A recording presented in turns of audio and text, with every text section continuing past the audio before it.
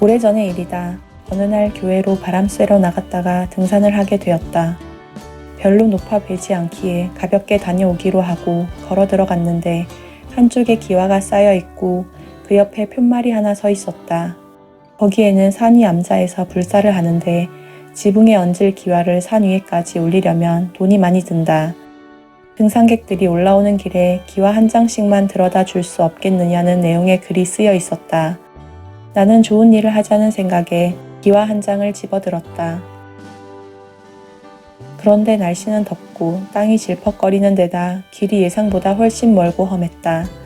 가볍게 생각한 일인데 땀이 나고 숨이 차면서 기와장도 점점 무거워졌다. 손에 든 것만 없어도 좀 쉽게 가련만. 아니, 기와장만 아니면 다른 길로 가거나 도로 내려갔을 것이다. 그렇다고 불사에 쓴다는 물건을 아무데나 버릴 수 없는 노릇이었다. 조금만 고생하면 절이 나올 것 같은데 다 왔구나 하고 구비를 돌면 또 오르막이 나타나는 시기였다.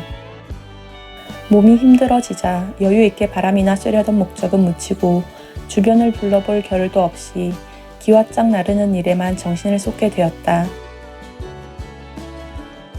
그러다가 겨우 도착한 곳은 상상했던 근사한 절이 아니라 그냥 울타리도 없는 기와집 한 채였다. 얼굴이 벌개져서 올라오는 나를 보고도 그곳 사람들은 고맙다는 말도 없이 당연한 듯 대했다. 한쪽에 쌓인 기와 무더기에 기와장을 내려놓고 물을 한 잔 얻어 마셨다. 그러고는 산을 마저 올라갔다. 지금은 어느 산에 있던 무슨 암자인지도 기억나지 않지만 그때 경험만은 생생하게 남아있다. 등산 코스로는 영 매력이 없는 그 산을 끝까지 올라간 것은 기와를 약속한 장소까지 가져다 두어야 했기 때문이다. 누가 강요한 것도 아니고 감시하는 사람도 없었다. 어찌 보면 내가 힘들었던 것은 기와장 때문이라기보다는 부실한 체력과 얼마나 가야 하는지도 모른 채 걸으면서 일어나는 수많은 생각들 때문이었다. 내 삶이 그 상황과 참 비슷하다. 인연으로 만나는 사람들, 나에게 주어진 직장과 가정의 일들 등등 모든 생활 요소 하나하나가 나에게는 그 기와장이다. 내가 맡은 숙제이고 업이다.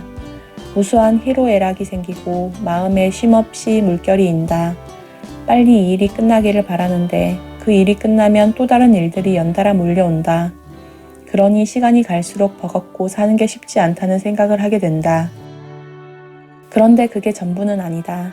그 속에서 좀 더 잘 해보려고 지혜를 구하고 잘못을 뉘우치고 참고 습관 바꾸려고 노력하고 마음 뒤집으면서 한 걸음 한 걸음 떼고 있는 것이다. 인연이 끝나는 순간까지 떨치지 못할 그 업을 감당하기가 괴롭지만 한편으로는 그 무게가 나를 앞으로 나아가게 한다는 것을 분명히 알겠다. 불교를 처음 공부하면서 업에 대해 배울 때에는 그 말에서 받는 중압감이 컸다. 중생의 업은 헤아릴 수도 없이 어마어마하다는 상상만 해도 그 무게에 짓눌리는 기분이 들고 과연 이것을 감당할 수 있을까 하여 막막했다. 그런데 지금은 생각이 조금 달라졌다. 업은 생겨난 것이니 변할 수 있고 언젠가는 없앨 수 있다고 배웠다. 또 그 업은 다른 존재가 나에게 강제로 짊어지게 한 것이 아니라 바로 내가 생각과 말과 행동으로 지었고 그것을 고스란히 받고 있으니 그것을 소멸할 주체도 나라는 것을 배웠다. 그러니 참 다행이다. 만일 내 업이 타력에 의해 강제로 주어진 것이거나 변함없는 절대적 괴로움이라면 거기서 벗어날 길을 스스로 찾을 수 없을 것이며 애초에 짊어지게 한 그 존재가 구원해 주기를 바라는 수밖에 없을 것이기 때문이다. 한치 앞도 모르는 내가 업이라서 다행이라고 말하자니 주제넘고 부끄럽다. 하지만 불교를 공부하면서 업이란 무엇이고 어떻게 생겨나며 어떻게 소멸할 수 있는지를 배우니 그런 생각도 할 수 있게 되었다고나 할까. 부처님께서 가르쳐 주신 대로 하다 보면 들고 서 있기도 힘든 기와장을 가볍게 들 만한 힘이 길러지고 무거운 발걸음이 조금씩 가벼워진다. 나는 업을 짊어지고 태어나서 살다 언젠가는 삶의 끝에 다다를 것이다. 그런 인생을 이왕이면 더 즐겁고 가치 있는 것으로 만들 수 있는 지혜를 부처님께서 가르쳐 주고 계신다. 그 가르침을 받는 것은 인생의 가장 중요한 열쇠를 얻는 일과 같다고 나는 생각한다.